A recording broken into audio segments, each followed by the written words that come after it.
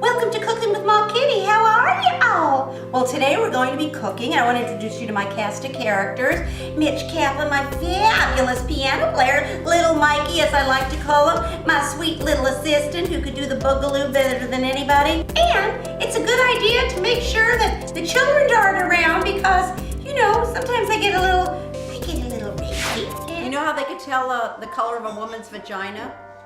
Does anybody want to know? By her lip color. Did you know that? The lips are the same color as the vagina. You didn't know that? Welcome to my show! Let's go to the next stage. I'm Ma Kitty Kennedy, and I am going to make macaroni and cheese from scratch.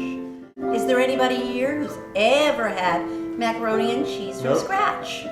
I have. Shut the fuck up. Who asked you? Well, he's had it, but he's never had mine. Woo!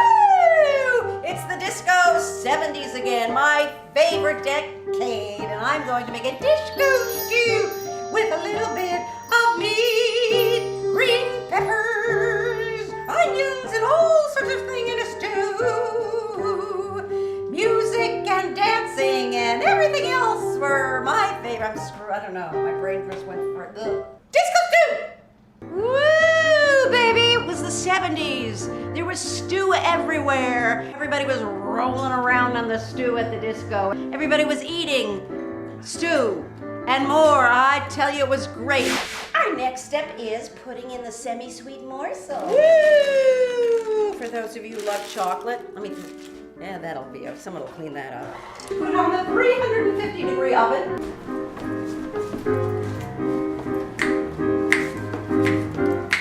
I wish I was a dancer on Hullabaloo in the 60s, I'm just saying. Grandma Githel's mandel bread recipe is just an amazing thing. From when I was a little kid in Brooklyn, Grandma always made apple cake, cookies, you know, what she made. Mandel bread was my favorite. I'm felling. And I begged her for the recipe. She gave me the recipe, and I just started making it. And it was just a hit every time. Of course, it packs the saddlebags on. I'm looking for my horse, honey, right, Mitch? Let's just lift it a bit. Lift it a bit, and we'll squeeze the juice in here. Did I get your eyes? I'm sorry! So if your husband or your partner says, you can't cook or you don't make anything for me anymore, surprise him or her. I love you all.